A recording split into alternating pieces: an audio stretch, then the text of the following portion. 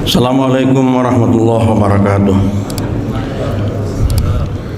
Innal hamdalillah nahmaduhu wa nasta'inuhu wa nastaghfiruh wa na'udzu billahi min shururi anfusina wa min sayyiati a'malina.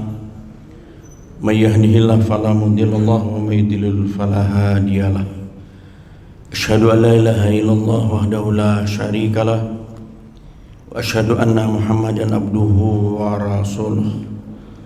Allahumma salli wa sallim wa barik ala Muhammad wa ala alihi wa ashabihi wa man tabi'ahum bi ihsanin ila yaumiddin. Allah Ta'ala fi kitabihil karim, a'udzu billahi minasyaitonir rajim. Ya ayyuhalladzina amanu taqullaha haqqa tuqatih wa la tamutunna illa wa antum muslimun. Ya ayyuhan nasu taqu rabbakumul ladzi khalaqakum min nafsin wahidah wa khalaqa minha zawjaha wa batha minhuma rijalan katsiran wa nisaa wattaqullaha alladzi tasaaluna bihi wal arham innallaha kana 'alaikum raqiba. Ya ayyuhalladzina amanu taqullaha wa qulu qawlan sadida yuslih lakum a'malakum wa yaghfir lakum dzunubakum wa may yuti'illah wa rasulahu faqad faza fawzan 'azima. Amma ba'd.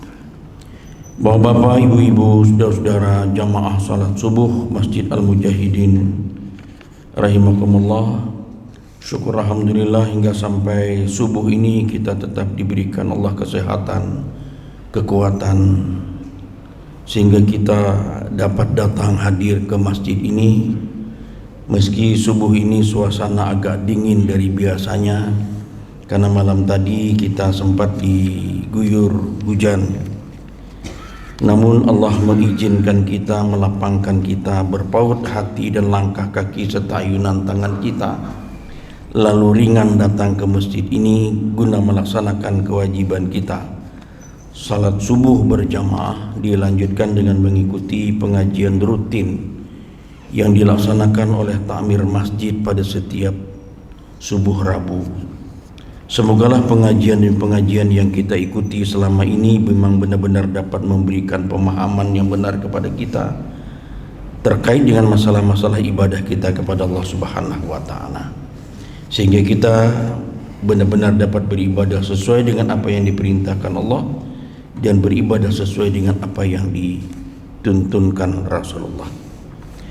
Bapak-bapak dan ibu-ibu jamaah rahimakumullah, kajian kita subuh ini saya ingin bertolak dari salah satu ayat Al-Quran di dalam surah Al-Ma'idah, yaitu ayat 3. Ayat itu di ujung akhir ayat itu, di bagian akhir ayat itu berbunyi, Al-yawma akmaltu lakum dinakum wa atmamtu alaikum ni'mati wa raditu lakumul islam madina. Ayat ini turun saat Rasulullah berada di Padang Arafah melaksanakan haji wada. Di saat di Arafah, Rasul, ayat ini turun berada di atas unta. Pada ayat ini disampaikan oleh Jibril, terasa pundak Rasul sedikit menurun dan kelihatan kaki onta sedikit juga agak menurun, sepertinya sedang menahan beban yang berat. Ayat inilah ayat yang terakhir sebagai syariat yang turun kepada Rasulullah. Karena di awal ayat ini Allah menjelaskan beberapa binatang yang haram dimakan. Haramnya bangkai, haramnya darah, haramnya binatang yang disembelih bukan karena nama Allah, haramnya babi, haramnya binatang yang matinya karena bertarung, matinya karena benda tumpul, atau matinya karena terjatuh. beberapa jenis makanan yang diharamkan sebagai syariat yang terakhir turun pada saat Rasulullah berada di padang Arafah. Al-yawma akmaltu lakum dinakum. Pada hari ini telah kusempurnakan agama bagimu. Wa atmamtu alaikum ni'mati, dan aku cukupkan nikmatku untukmu. Wa raditu lakumul Islam madinah, dan aku redha Islam itu menjadi agama bagimu. Jadi ada 3 hal yang menjadi pokok di dalam pemahaman ayat ini. Pertama, di sini Allah menerangkan bahwa al-yauma akmaltu lakum dinakum. Pada hari ini telah kusempurnakan agama bagimu. Karena itulah maka dalam perkara-perkara agama, lebih usul dalam perkara-perkara ibadah kita kepada Allah yang Maha, tidak boleh lagi kita menambah-nambah, mengadakan sesuatu yang baru di dalam agama, karena sudah dinyatakan al-yauma akmaltu lakum dinakum. Cukuplah kita sudah mengamalkan apa yang sudah ada. Ini pun kada cukup kita waktunya kalau begitu. Tidak usah lagi ditambah-tambah, terutama ibadah Maha seperti salat. Kayak apa salat dan jelas oleh Rasulullah. Karena apa? Karena kalau kita menambah-nambah, mengadakan sesuatu yang baru, berarti kita mengingkari ayat ini. Sudah dijelaskan di sini, ini syariat yang terakhir turun. Nah, hari ini Bapak, banyak orang yang mengada-adakan ibadah-ibadah yang baru. Salat itu perintahnya umum, aqimus salat. Tapi kayak apa melaksanakan salat, Rasul menjelaskan di dalam hadis-hadis beliau. Rinci. Kayak apa melaksanakan salat mulai berdiri sampai salam, dijelaskan oleh hadis-hadis Rasul. Kapan waktunya, dijelaskan oleh hadis Rasul. Di dalam Al-Quran hanya aqimus salat, tegakkan salat, dirikan salat. Dan salat itu sudah dikunci Rasulullah, sallu kama ra'aitumuni usalli. Salatlah kamu sebagaimana kamu melihat aku salat. Melihat di sini baik gerakan-gerakan salat maupun bacaan-bacaan di dalam salat. Jadi intinya kita ittiba kepada Rasul. Salat kita, zikir kita mengikuti Rasul, supaya kita tidak bertentangan dengan apa yang disunahkan Rasul. Jadi misalnya, mengapa kita salat subuh di sini tidak pakai kunut? Ya karena kita ittiba kepada Rasul, karena kita mengikuti Rasul, karena kita cinta Rasul. Sehingga kita salat subuh seperti salatnya Rasulullah. Mungkin orang belum begitu paham nih, kayak kita perlu jelaskan memang salat pakai kunut itu baru pernah terjadi pada masa Rasulullah, karena ada satu peristiwa yang mendahuluinya. Ada satu kabilah, satu suku datang kepala sukunya kepada Rasulullah, menyatakan bahwa nih kami sekampungan masuk Islam, kami sekampungan beriman, cuma kami kadang-kadang bisa lagi baca Al-Quran, tolong kami dibawa, dikirimi para pembaca Al-Quran. Lalu dikirimlah oleh Rasul para hupas, penghafal Al-Quran 10, 20 sampai kurang lebih 70. Tapi kadang buliknya rupanya dibunuh, dibantai. Nah, ini ujar Rasul, ini bala ini bencana ini laknat ini. Lalu Rasul mengajak salat pakai kunut. Kunut itu artinya bertahan sebentar lalu berdoa. Apa doa Rasul di dalam kunut itu? Dan Rasul berkunut hanya pada satu titik, di subuh saja, di maghrib, di isya, berdoa.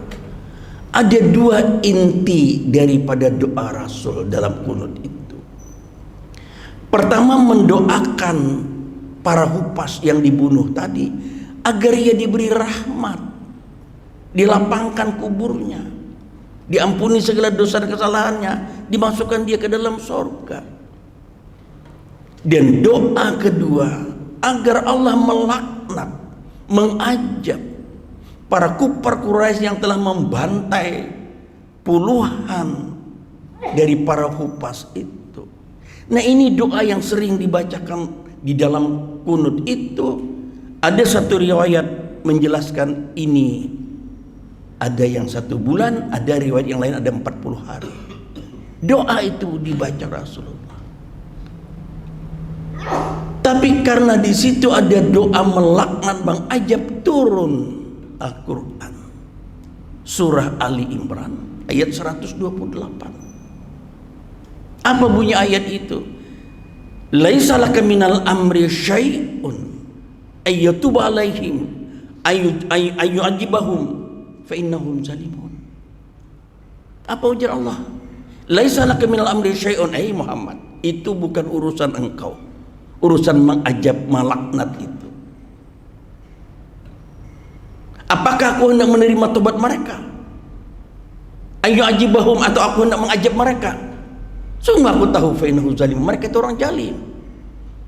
Jadi ada hak, ujar kita, hak prerogatif Allah, urusan ajab, mengajab, laknat, ma'alat itu.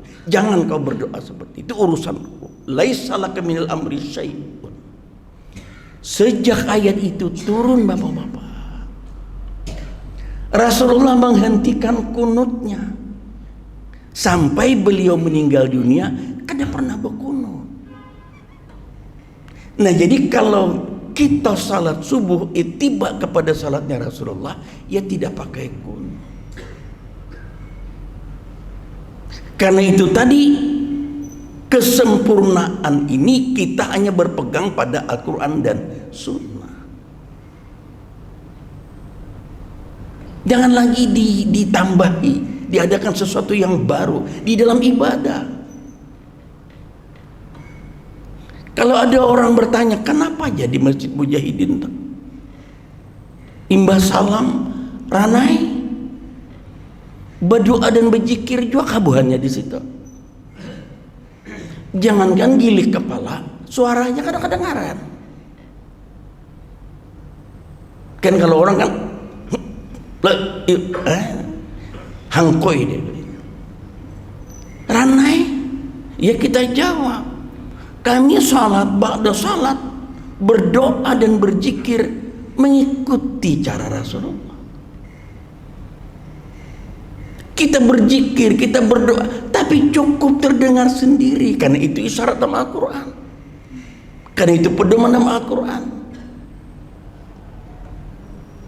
Washkur rabbaka fi nafsika tadarruan wa khifatan wa duna jahri minal qawli bil ghudwi wal asali fala takun minal ghafilin. Al-Quran surah Al-A'raf 205 kalau tidak keliru. Washkur rabbaka fi nafsika, berzikirlah kamu dengan menyebut nama Rabbmu, nama Tuhanmu, fi nafsika, di dalam hati,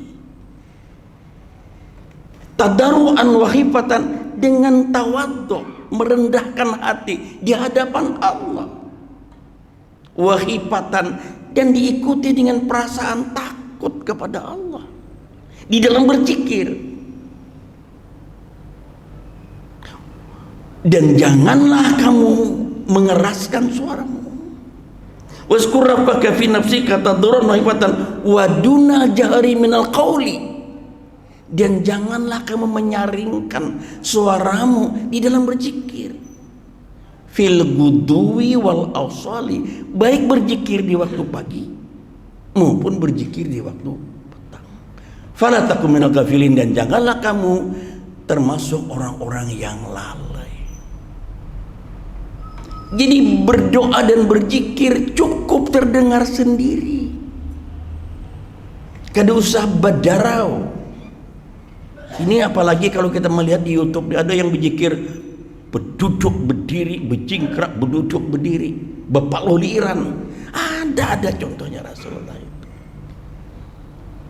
Ngaku-ngaku cinta Rasul, tapi berzikirnya bepaluh liiran. Berdiri, berduduk berdiri. Itu Al-Quran. Pedomannya Al-Quran. Berdoa, masing-masing kita berdoa kepada Allah apa yang kita perlukan, mohonkan kepada Allah, dan tentu kebutuhan kita berbeda-beda. Kalau ada mahasiswa yang hadir di sini lalu ia mau berdoa, besok dia mau ujian, doanya lain lawan pedagang. Ya Allah, ya Tuhan hamba, hari ini hamba akan melaksanakan ujian. Tolonglah hamba, ingatan hamba, mudahkan hamba dalam menjawab soal-soal ujian. Amun pedagang kada ujian, berdoa nangka itu luput. Pahamlah? Atau mahasiswa umpat berdoanya para pedagang, ya Allah, hamba hari ini berusaha mencari rezeki, berjualan, mudahkanlah, murahkanlah para pembeli untuk membeli kepada daganganku ini. Seorang pedagang aja kada, apa berdoa nangka itu? Kada macam takabul. Berdoalah menurut apa yang kita butuhkan, apa yang kita hajatkan.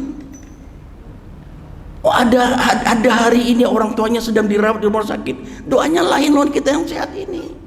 Ya Allah, ayah bundaku sekarang sedang berada di rumah sakit, berilah dia kesembuhan, berilah dia kesehatan. Nah, kecuali doa sapu jagat, Rabbana atina fid dunya hasanah wa fil akhirati hasanah wa qina adzabannar. Silahkan Bapak berdoa sendiri-sendiri menurut kebutuhan kita ini apa, dan berdoa kada mesti harus bahasa Arab. Allah itu bahasa Samud pun ngerti, apalagi bahasa Banjar. Paham? Bahasa Samud pun ngerti, apalagi bahasa Banjar. Paham Allah itu. Belum diucapkan sudah tahu Allah dalam hati kita nih, pada kita ini kita kehendaki. Tapi mun berdoa 4 orang mengerti kada, apa yang dipinta orang kada ngerti kita, anda akan bisa begitu. Nah, ini kalau ada orang bertanya kenapa jadi Masjid Mujahidin ini imamnya habis salam ranai, kita berdoa dan berzikir ittiba kepada Rasul. Jadi yang raga papan itu hanya kepada Rasul. Nah, karena itu maka sebagai agama yang sempurna, al-yauma akmaltu lakum dinakum, agama yang sempurna, Islam memiliki beberapa ciri yang tidak dimiliki oleh agama lain. Pertama, sebagai agama yang sempurna, Islam ini berasal dari zat yang maha tinggi, orisinal, datang dari Allah melalui 2 jalan, wahyu yang langsung dan wahyu yang tidak langsung. Wahyu yang langsung ialah Al-Quran kalamullah, dan wahyu tidak langsung adalah hadis Rasulullah, kalam Rasul. Tapi dua-duanya adalah wahyu. Bedanya hanyalah kalau Al-Quran isi kandungan dan redaksinya langsung dari Allah, tapi kalau hadis isi kandungannya dari Allah dan redaksi bahasanya dari Rasulullah. Meski ia sama-sama rumpun berbahasa Arab, tapi kedua ini berbeda. Kalau bahasa Allah tidak bisa dipalsukan, Al-Quran tidak bisa ditiru, Al-Quran tidak bisa diada-adakan, karena Allah sendiri yang menurunkan Al-Quran, Allah yang memelihara, menjaga.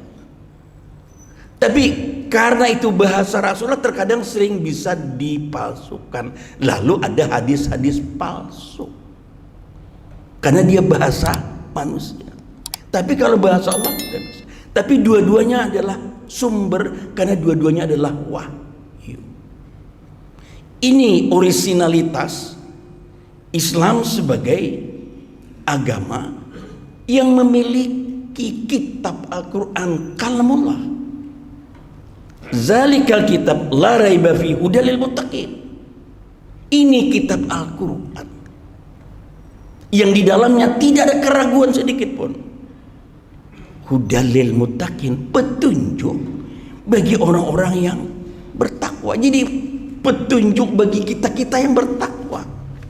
Pegang teguh Al-Quran, pegang teguh sunnah Rasul, hadis Rasul, karena dua ini sumber, sama-sama wahyu. Hanya tadi yang langsung dan yang tidak langsung. Tapi apa yang dikatakan oleh Rasulullah itu wahyu yuha. Karena itulah Rasul titipkan, taraktu fikum amraini lan tadillu ma tamassaktum bihima. Kutinggalkan dua perkara yang apabila kamu berpegang teguh kepada keduanya ini kekeh, lan tadillu, ada huruf lam dan nun, pastilah kamu tidak akan pernah tersesat selama-lamanya, yaitu Al-Quran dan Sunnah. Jadi kalau berpegang kepada Al-Quran Sunnah tidak akan pernah tersesat, kecuali orang lepas dari Al-Quran dan Sunnah atau mau menambah-nambah tadi. Pada sudah dinyatakan al-yauma akmaltu lakum, pada hari telah kusempurnakan, sehingga itu merupakan ayat terakhir yang turun daripada Rasulullah. Jadi Al-Quran sebagai kitab tidak ada keraguan sedikit pun di dalamnya. Ini ciri agama yang sempurna. Lalu yang berikutnya, Islam sebagai sebuah ajaran yang sempurna. Ajarannya sesuai dengan fitrah manusia. Fitrah di sini artinya manusia itu sudah bertauhid, Bapak. Bukan fitrah dalam pengertian suci seperti yang dipahami oleh teori-teori pendidikan. Dalam teori pendidikan ada yang mengatakan bahwa fitrah di situ adalah anak itu seperti kertas putih, lalu mau dicoret merah, di kuning, hijau, tergantung lingkungannya. Fitrah di sini tidak begitu memahami bahwa anak sebenarnya sudah ada cirinya, yaitu tauhid. Maka Rasul bersabda, kullu mauludin yuladu alal fitrah. Setiap anak yang lahir itu sudah dalam keadaan fitrah. Fitrah di sini bukan putih kosong lalu orang terserah mau memasukkannya. Maka hadis Rasul berlanjut, tergantung orang tuanya, mau Yahudi, mau Nasrani atau Majusi. Lalu kita bertanya, di mana Islam di situ? Tidak ada. Hakikatnya anak itu sudah berislam. Jadi tidak ada pilihan Islam di situ karena anaknya sudah berislam. Karena itu kalau ada orang keluar dari agama Islam, berarti orang itu melanggar, mengingkari fitrah kemanusiaannya. Jadi Bapak, setiap anak yang lahir ini sudah bertauhid, Bapak. Itulah yang di dalam Al-Quran Allah menanya kita. Waktu kita disulbi, belum lagi lahir nih, belum lagi janin, disulbi, sudah ditanya oleh Allah, alastu bi rabbikum, bujurkah aku di Tuhanmu? Bahasa kita ini, alastu bi rabbikum, bukankah aku di Tuhanmu? Ujar Allah menanya. Apa jawab kita? Qalu bala syahidna. Kita jawab di situ, benar ya Allah, kami bersaksi Engkau Tuhan kami. Berarti kan bertauhid kita sudah. Jadi begitu anak lahir, dia sudah ada isinya, bukan kosong. Dia sudah bertauhid. Tergantung orang tuanya, mau Yahudi, mau Nasrani, mau Majusi. memindah dia dari Islam ke agama lain. Ini berarti bahwa Islam sebagai sebuah agama yang sempurna, dia kompatibel, dia rasuk, dia sesuai dengan fitrah manusia. Allah yang menciptakan kita, Allah yang membuat syariatnya, Allah tahu benar kapasitas kita ini, kemampuan kita ini, sehingga Allah tidak memberatkan makhluknya di dalam beribadah, ketaatan kepada Allah, karena Allah tahu. Sehingga di dalam Al-Quran Allah berfirman, la yukallifullahu nafsan illa wus'aha.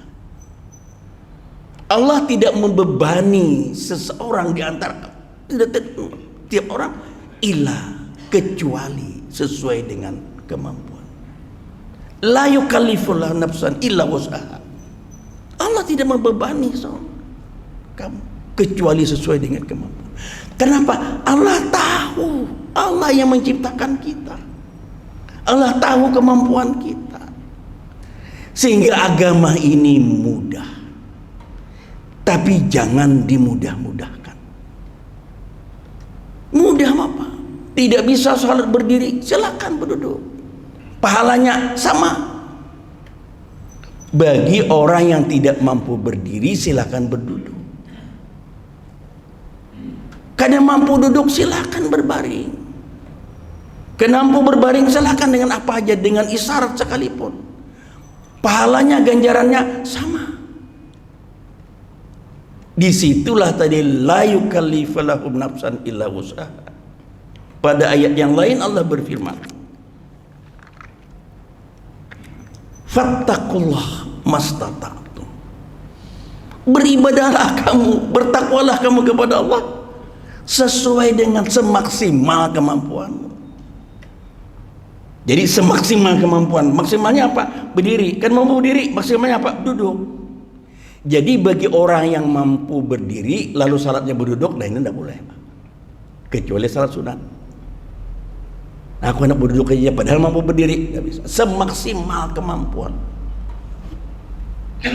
Karena mampu berpuasa karena dalam keadaan musafir, silakan berbuka, ganti pada waktu yang lain. Allah tahu. Jadi ajaran agama kita sesuai dengan fitrah kemanusiaan. Karena itu ujung-ujungnya ini kan takwa, Bapak. Dan takwa inilah yang modal kita, sanggup kita untuk menghadapi kehidupan akhirat. Jadi kita memahami bahwa Allah itu tahu dengan kapasitas dan kemampuan manusia, lalu turun syariat. Syariat ini pastilah bisa digawi. Jadi kadang menggawi pada dasar liwar.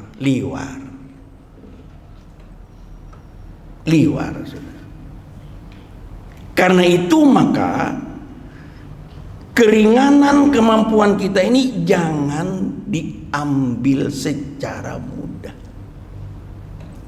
Hendak memanfaatkan tadi keringanan, kaina. Nah ini Bapak, memeringan-ringankan. Ajaran Islam itu mudah, syariat Islam itu gampang, tapi jangan dimudah-mudahkan, jangan diringan-ringankan. Maksimal, sudah ada kumandang ajan, bersegeralah sudah. Malah kalau kita yang sudah siap siaga, oh ini 1 menit lagi johor nah, 1 menit lagi ajan orang nah, aku kain lagi dulu ke pasar, sudah siap.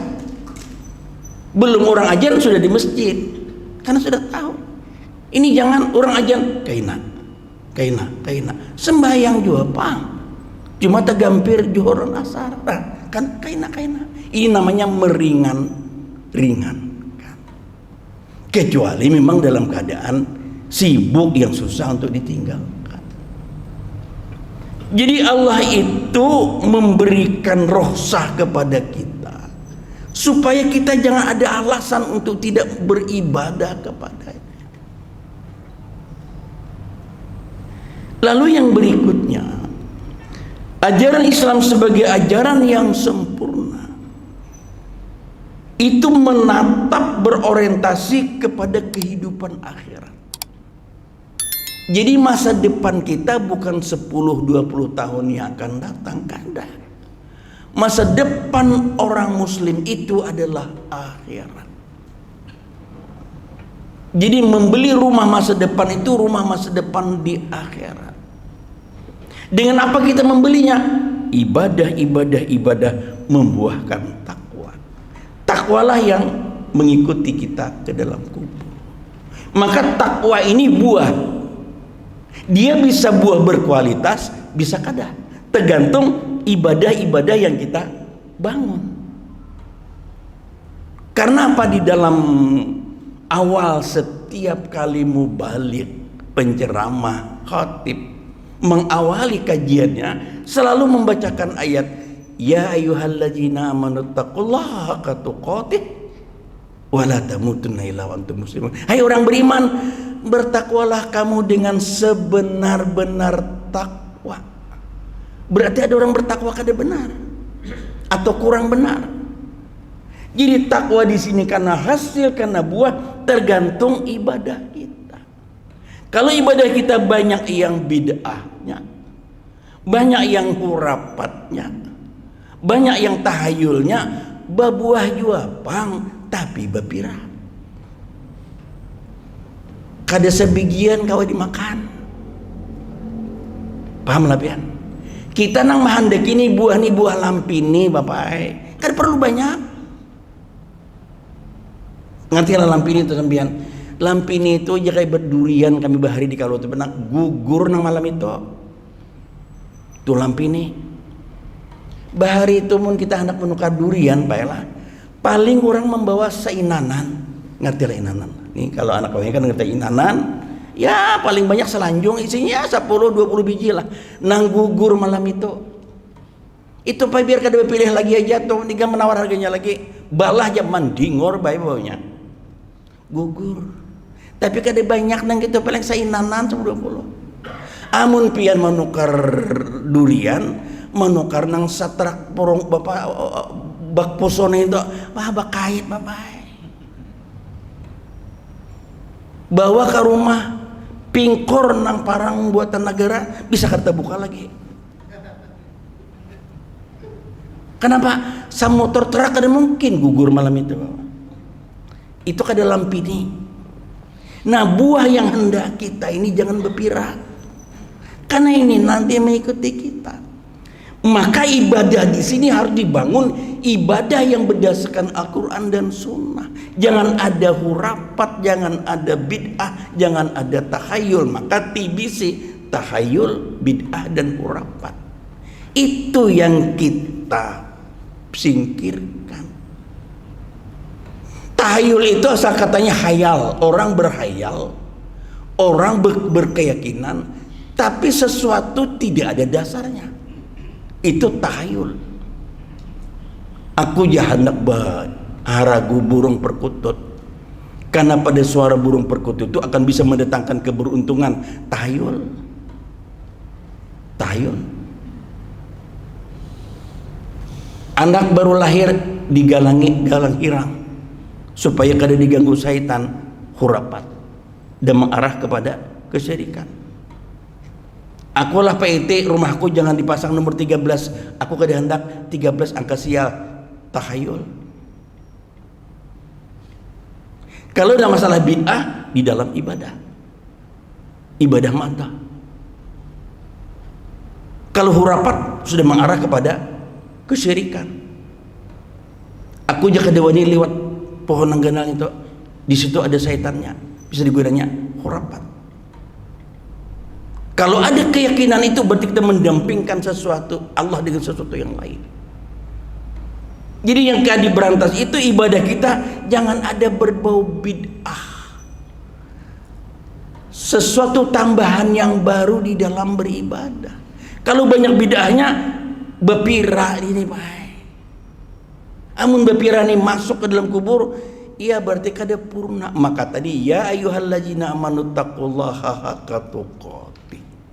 Hai orang yang beriman, beribadahlah, bertakwalah kepada Allah dengan sebenar-benar takwa. Nah karena itu maka orientasi hidup kita ke akhirat, takwa ini harus takwa yang sebenar-benarnya. Buahnya nang buah gugur malam itu juga nang lampini biar sedikit, tapi begitu dibalah mendingor bapak baunya. Membalah pun kadang alim di hantak-hantak nampi nama memberakat sudah terbuka sudahnya. Amun nang tak kabakait nang semut terak poso tu bae bisa bengkok apa namanya ini parang negara tuh bisa kada terbuka juga lagi. Karena kaitan sanuno masaknya bakar bit bapak. Udah masa bakar bit itu kada mendingor lagi baunya. Nah, ini umpama Bapak begitu. Jadi supaya takwa ini yang mendampingi, karena kita ini kan ujar Rasul. Kalau nanti seseorang itu meninggal, maka yang mengikuti jenazahnya sampai ke kubur itu ada 3. Kan kita sudah tahu. Ahli keluarganya. Ahli keluarganya. Kalau yang meninggal itu istrinya, suaminya ikut, anaknya ikut, orang tuanya ikut, jirannya ikut. Kalau yang meninggal itu suaminya, istrinya ikut mengantar ke kubur. Lalu yang kedua, wa maluhu, hartanya 4, mobilnya CRV, Fortuner, BMW, 4 mengantar. Dan yang ketiga yang ikut mengantar adalah wa amaluhu, amal-amalnya, ibadahnya 4 mengantar. Tapi ujar Rasul, dari yang 3 itu 2 kembali, hanya 1 yang kekal. Nah yang 2 ini ahli keluarganya bolehkan Bapak. Habis mayat dimasukkan ke dalam kubur, dibacakan doa, kada dedang bertahan, bolehkan. Meski dulu pernah berikrar berjanji, wahai sayangku, marilah kita membina hidup berumah tangga sehidup semati ya sayang, pangarampun Bapak. Dustainya imbah dimasukkan dalam kubur, bulik juga sekalinya. Janji palsu. Harta-hartanya bulikan. Tadi mengantar mobilnya Bagamat jalan 80, tapi bulikan jalan 100 Bapak. Nang ketiga yang kekal yang mendampinginya hanyalah takwanya ujar Rasul. Karena itu di dalam Al-Quran Allah berfirman, wa tazawwadu fa inna khaira zadi taqwa wattaquni ya ulil albab. Berbekallah kamu, sungguh sebaik bekal-bekal itu adalah takwa, dan bertakwalah kamu kepadaku wahai orang-orang yang berakal. Jadi takwa ini harus bujur-bujur takwa yang dari buah-buah yang benar. Jangan sampai nanti kita tumbang ruwet sembayang tapi hasilnya berpirak. Kau aja pang dibalah dimakan tapi kada semua dapat dimakan, 2 hapat aja. Nang lainnya banyak kumbangnya di dalam. Nah ini Bapak. Nah syukur alhamdulillah. Kajian-kajian kita seperti ini mengantarkan kepada kita untuk dapat beribadah dengan benar, dengan baik dan benar. Karena di dalam Al-Quran itu bukan banyaknya berdahulu, tapi baiknya pasnya. Ayyukum ahsanu amala. Siapa nang pas amalnya, siapa yang baik amalnya. Bukan ayyukum ahsanu amala, bukan siapa yang banyak bagus, tapi harus sesuai dengan sunnah Rasul. Nah lalu yang berikutnya, Islam sebagai agama yang sempurna. Dia memfungsikan akal di dalam memahami tek-tek agama Bapak. Sehingga kita di Muhammadiyah memahami tek-tek agama, baik itu Al-Quran maupun sunnah, memahami secara tekstual, memahami secara kontekstual, pahami agama secara akal, pahami agama dengan nalar. 3 inilah supaya kita beramal ibadah terakomodasi semuanya. Oleh majelis tarjih ini, pahami agama secara bayani, pahami agama secara burhani, pahami agama secara erpani. Jadi kada cukup teknya itu saja Bapak. memahami agama. Kalau teksnya aja ya tadi yang banyak orang maaf ya, Rasul misalnya bersabda. Karena ada orang yang memahami agama cukup teksnya aja, akal jangan masuk di situ. Jangan terlalu banyak mengintervensi, jangan terlalu banyak menafsir-nafsir. Nah, seperti yang ulun pernah sampaikan bulan yang lalu, ada hadis Rasul, janganlah pakaianmu hingga sampai menutup kedua mata kakimu. Tangkap jangan, berarti larangan. Kada boleh. Sahih hadisnya memang. Tapi Muhammadiyah tidak memahami tekstualnya saja, konteksnya. Kenapa hadis itu sampai ada? Asbabul wuruj. Oh, ternyata hadis itu sebetulnya janganlah pakaianmu hingga sampai menutup kedua kakimu karena sombong. Berarti ada ilat di situ, ada sebab di situ, ada kesombongan. Karena Rasul begitu melihat Abu Bakar sampai ke lantai, tidak dinyatakan karena yakin Abu Bakar tidak ada kesombongan. Ini namanya memahami teks dan konteks, dipahami secara akal. Jadi kalau ada hadis Rasul misalnya, ujar Rasul, andai kata nih kada memberatkan kepada umatku, hendaklah aku mewajibkan agar mereka bersiwak kalau mau setiap mau melaksanakan sholat. Tangkap siwaknya. Nah, lalu ada saudara kita bila hendak sholat, paham? Nah, amun pian yakin loh ini pae murah mah ini. Menukar sakabat itu paling pen berapa? Tahan 6 bulan. Kada usah bersikat gigi lagi sempian. Kada usah menukar pasta gigi lagi. Bilanya pina kumpul tatak patah pulang cek kancang pakai. Karena memang itu ada hadis. Andai kata tidak menyulitkan kepada umatku, hendaklah aku mewajibkan mereka itu bersiwak. Nah, kita Muhammadiyah memahami, oh berarti ini mulut kita harus bersih. Ya, bersikat gigi itu lebih bersih daripada bersiwak. Karena pada saat itu teknologi yang paling canggih untuk orang bisa membersihkan gigi mulut ya dengan siwak. Karena pada kayu siwak itu ya ada getahnya, dan getahnya itu bisa juga memperkuat gigi kita. Nah, sekarang kalau pian hendak bersiwak ya bagus juga bersiwak. Pian ringan, pian tahan kada menukar pasta gigi lagi itu. 6 bulan pian sekat itu cukup aja dah. Kalau pian memahami teksnya itu aja. Yang penting bagi kita dipahami, oh berarti jangan sampai ada makanan, sisa-sisa makanan yang ada di dalam mulut kita ya dengan cara kita bersikat gigi pakai pasta. Nah, ini memahami namanya secara holistik. Jadi itu agama yang sempurna karena kita menggunakan akal di dalam memahami teks-teks keagamaan baik Al-Quran maupun Sunnah. Inilah barangkali apa yang bisa saya sampaikan. Pada intinya, mari kita beribadah sesuai dengan apa yang diperintahkan Allah dan Rasul, supaya ibadah-ibadah kita membuahkan takwa, dan takwalah yang mendampingi kita hingga sampai ke dalam akhirat nanti. Subhanakallahumma bihamdika asyhadu an la ilaha illa anta astaghfiruka wa atubu ilaik. Salah hilaf mohon dimaafkan. Bila taufik wal hidayah. Assalamualaikum warahmatullahi wabarakatuh.